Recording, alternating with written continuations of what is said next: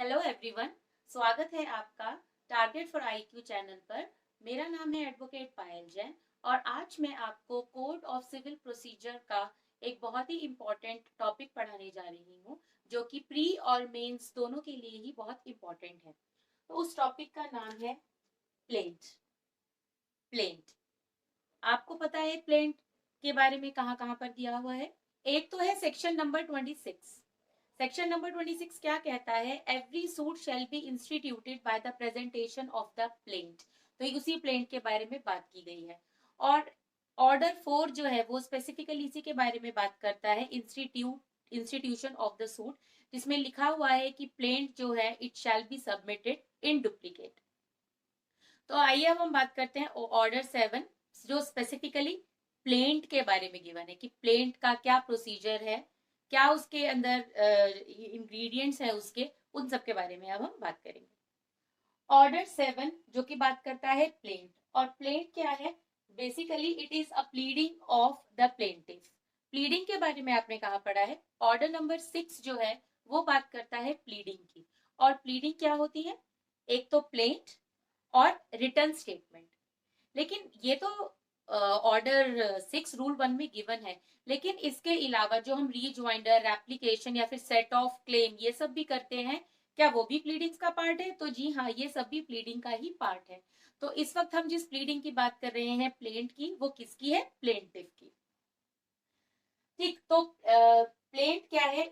इसको आप कह सकते हैं it is a statement of a claim या फिर a document by presentation of which the suit is set to be instituted. इसका ऑब्जेक्ट क्या है? प्लेंट प्लेंट दी क्यों जाती है?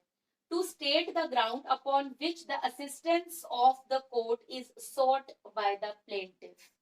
अपने क्लेम को मांगने के लिए, उसको सेटिस्फाई कराने के लिए उसे कोर्ट के असिस्टेंस, कोर्ट के हेल्प की जरूरत पड़ती है। तो वो कोर्ट को क्या बताएगा कि मेरा कॉज ऑफ एक्शन कब स्टार्ट हुआ, मुझे क्या रिलीफ चाहिए, डिफेंडेंट ने क्या किया है मेरे साथ, तो वो सब वो किस में लिख के देगा? प्लेंट में अपनी। तो अब आप देख रहे हैं छोटा सा नीचे मैंने एक फ्लो चार्ट बना हुआ है, तो उसके जरिए हम समझेंगे इंग्रेडिएंट्स ऑफ प्लेंट, जो कि आपके इस ऑर्डर 7 में ही गिवन है। इसे आप स्टोरी की तरह अगर पढ़ेंगे तो आपको बिल्कुल क्लियर हो जाएंगे कि प्लेंट के जो ऑर्डर है, ये प्लेंट, इसके अंदर अंदर कौन कौन से जो रूल है वो गिवन है। तो देखिए इसे, सबसे पहला जो ऑर्डर 7 रूल 1 है, वो किसकी बात करता है? पर्टिकुलर्स। किसके पर्टिकुलर्स? जिसके बारे में हमारा ये ऑर्डर है प्लेंट, कि इसके क्या क्या पर्टिकुलर्स होने चाहिए। तो वो पर्टिकुलर्स क्या होते हैं कि भाई किस कोर्ट में आप अपनी प्लेट जो है वो देना चाहते हैं। उसके अलावा यहाँ पे लिखा हुआ है एनडीपी। एनडीपी क्या है? Name, description and place of plaintiff, कि वो कहाँ रहता है, उसका क्या नाम है, उसका क्या डिस्क्रिप्शन है। वो तो वो अपनी भी देगा, साथ साथ डिफेंडेंट की भी देगा। और अगर स्पेसिफिकली सूट जो है फाइल किया जा रहा है बाय अ माइनर और एन अनसाउंड पर्सन, तो इसके लिए भी आपको अलग से एक स्टेटमेंट लिखनी पड़ेगी। कॉज ऑफ एक्शन आपका कब अराइज हुआ वो आप बताएंगे। ज्यूरिसडिक्शन, कि आपने जिस कोर्ट में केस इंस्टीट्यूट किया है वहां पर किस तरीके से ज्यूरिसडिक्शन फॉल करती है। उसके अलावा value of subject matter, court fees के बारे में, रिलीफ आप क्या मांगते हैं, और अगर बहुत सारे लोगों ने केस किया है तो आप अगर रिप्रेजेंटेटिव कैपेसिटी में केस इंस्टीट्यूट करते हैं तो वो उसकी भी स्टेटमेंट आपको देनी पड़ेगी। और इसके अलावा सेट ऑफ, अगर आपने डिफेंडेंट, जो सेट ऑफ है वो कौन क्लेम करता है? डिफेंडेंट। तो अगर आपने कोई सेट ऑफ अलाउ किया है डिफेंडेंट का, कि आप कोई पोर्शन रेलिंक्विश कर दिया, उसे छोड़ दिया है, तो वो भी आपको इसमें स्टेट करना पड़ेगा। तो ये है पर्टिकुलर्स ऑफ प्लेट, जिसमें आप किस किस की बातें करते हैं।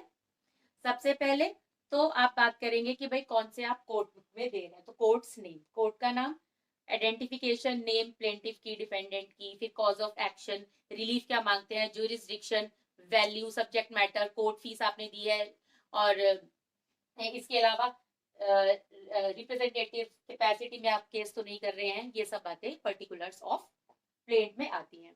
इसके अलावा जो प्लेंट है वो 2 टाइप्स के हैं आपके।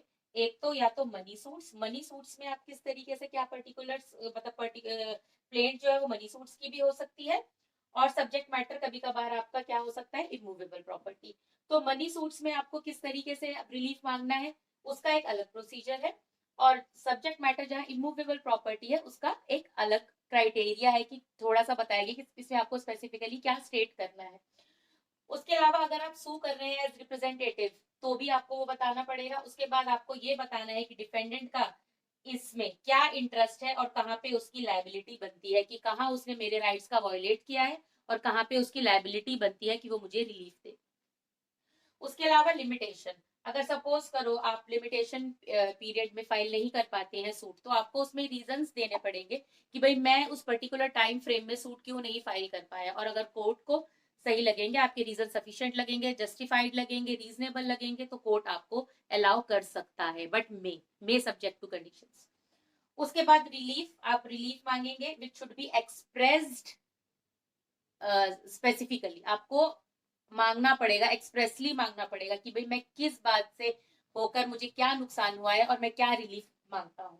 फाउंडेड ऑन सेपरेट ग्राउंड, अगर एक से ज्यादा आपके कॉज ऑफ एक्शन है और उसके अलावा जैसे सपोज करो आप इमूवेबल प्रॉपर्टी पे तो मांगते हो साथ में, लेकिन आप रेंट भी अगर क्लेम कर रहे हो और उसका रिलीफ मांगना है आपको, तो वो भी आपको सेपरेटली एंड डिस्टिंक्टली मांगना पड़ेगा। तो इसीलिए है फाउंडेड ऑन सेपरेट ग्राउंड। तो अब हम देखते हैं इसके रूल्स।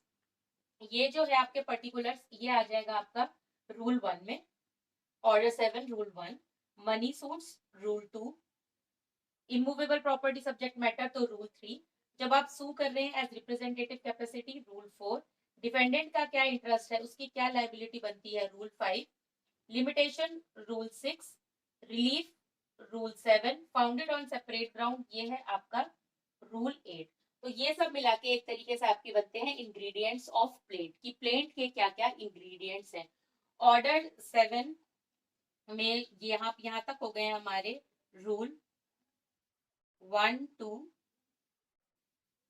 8, और इसके आगे के जो फर्दर हैं वो बताते हैं हमें प्रोसीजर क्या है प्लेंट का, अगर प्लेंट रिटर्न हो जाए तब क्या होगा, रिजेक्शन ऑफ प्लेंट जो कि बहुत इंपॉर्टेंट है, इफेक्ट क्या होगा अगर आपकी प्लेंट रिजेक्ट हो जाती है, ये सब अब हम आगे पढ़ने जा रहे हैं। इनकी अब हम बात करते हैं। रूल 9 कहता है प्रोसीजर ऑन एडमिटिंग प्लेंट। हमने अभी तक ये देखा था कि भाई क्या क्या इंग्रेडिएंट्स है प्लेंट के, जो हमने ऑर्डर 7 के रूल 1 to 8 में देख लिया था। अब रूल 9 में क्या है कि अगर आपकी प्लेंट एडमिट हो जाती है, अब उसके बाद क्या है। तो देखिए सबसे पहली बात ये होगी कि जब आपकी प्लेंट एडमिट हो जाती है तो डिफेंडेंट को इन्फॉर्म करना होता है। तो डिफेंडेंट को इन्फॉर्म कैसे किया जाता है, बाय इशुइंग समन्स। समन्स किस तरीके से इशू किए जाते हैं, वो किए जाते हैं एज पर ऑर्डर 5 रूल 9। तो जब समन इशू कर दिए जाते हैं, समन इशू करने पर प्लेंटिफ क्या करता है, he has to present as many copies as there are defendant, जितने डिफेंडेंट्स हैं उतनी ही कॉपीज उन्हें देनी होती है within the 7 days of order. यही आपका प्री का क्वेश्चन है, कितने दिनों के अंदर, 7 days ऑफ ऑर्डर और साथ में रिक्विजिट फीस के साथ। तो यही है आपका रूल नंबर 9। रूल नंबर 10 बात करता है रिटर्न ऑफ प्लेंट। आपने प्लेंट दे दी, समन्स इशू हो गए, उसके बाद भी देखा जा सकता है, कोर्ट की नजर में आ सकता है कि भाई प्लेंट में कहीं ना कहीं कुछ कमी है।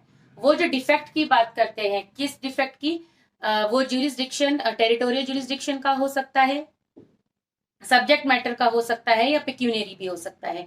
तो उन केसेस में जो प्लेंट है वो आपकी रिटर्न कर दी जाएगी, किस लिए कि आप जिसमें वो जिस जुरिसडिक्शन में फॉल करता है आप वहां पे जाके उसे प्रेजेंट कीजिए। तो रूल 10 बात करता है रिटर्न ऑफ प्लेंट। प्लेंट जो है वो रिटर्न की जा सकती है at any stage, even in appeal और रिवीजन। ये ध्यान रखिएगा, क्वेश्चन आता है कि क्या अपील और रिवीजन में प्लेंट रिटर्न की जा सकती है, तो बिल्कुल की जा सकती है, प्लेंट रिटर्नेबल है।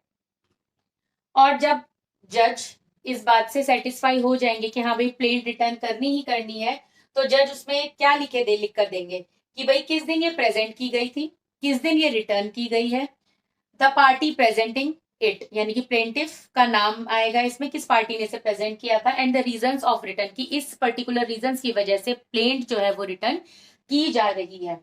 और सबसे बड़ी बात ये है कि जो रिटर्न ऑफ प्लेंट है ये अपीलेबल है, आप इसके लिए अपील में जा सकते हैं।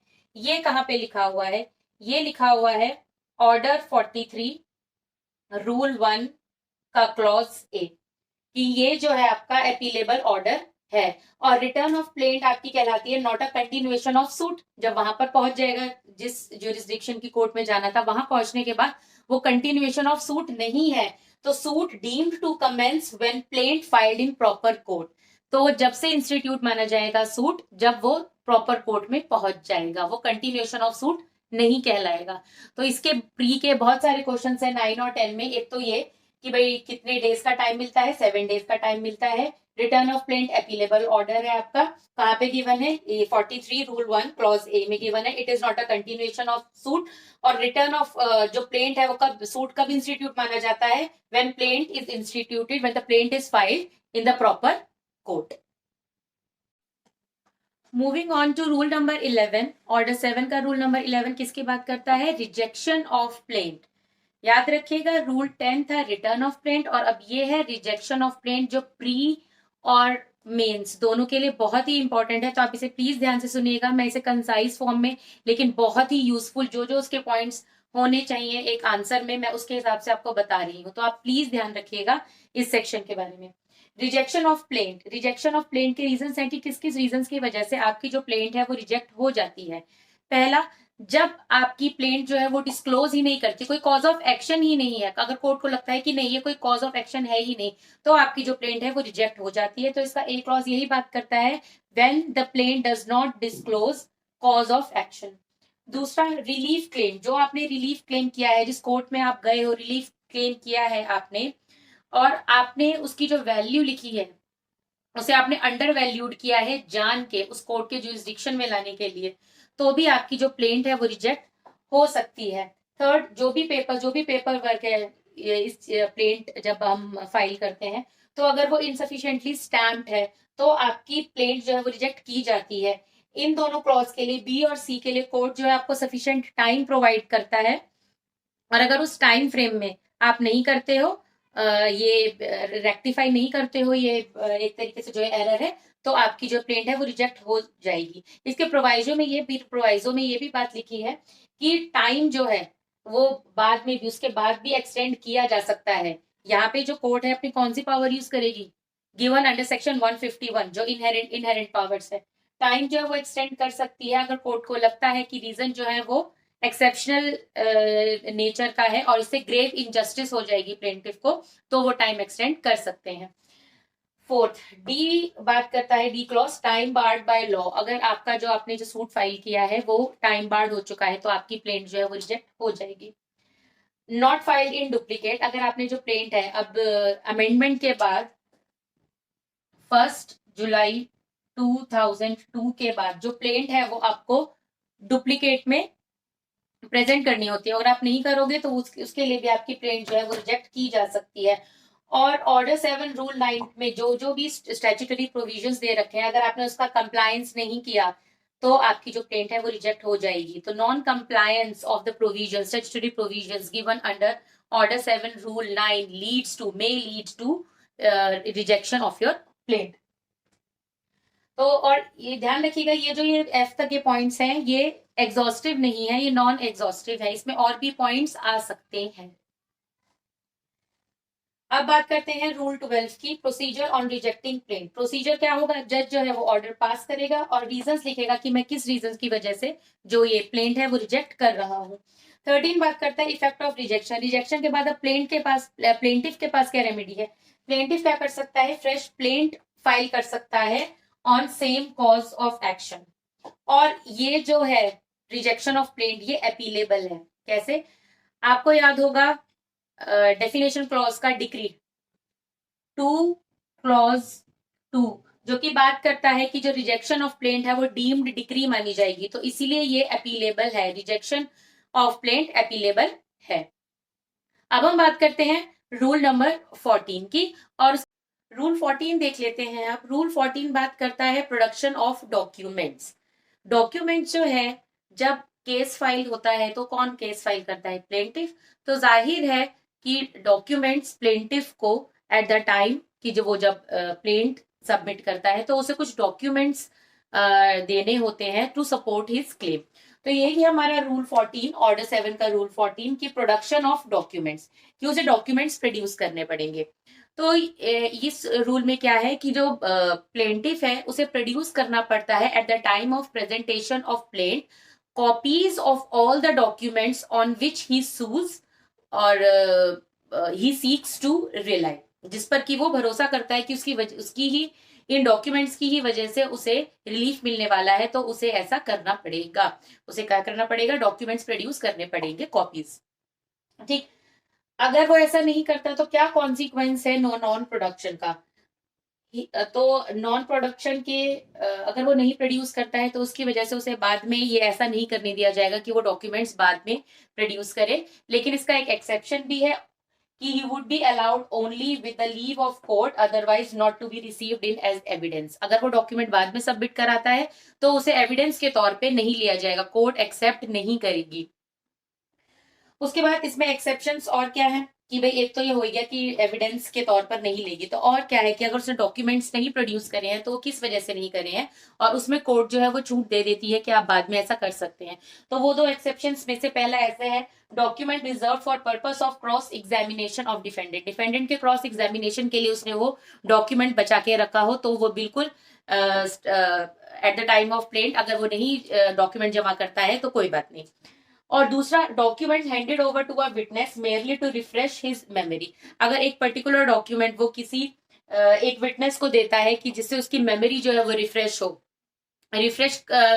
Refreshing his memory. आपको एक सेक्शन याद आ रहा होगा एक पर्टिकुलर एक्ट का, एविडेंस एक्ट का सेक्शन 159 जो बात करता है वो इसी की ही बात करता है, रिफ्रेशिंग मेमोरी। तो अगर कोई ऐसा डॉक्यूमेंट है जो मेयरली प्रोड्यूस किया जाता है विटनेस को टू रिफ्रेश हिज मेमोरी, तो वो भी उसको बाद में प्रोड्यूस करने की इजाजत मिलेगी।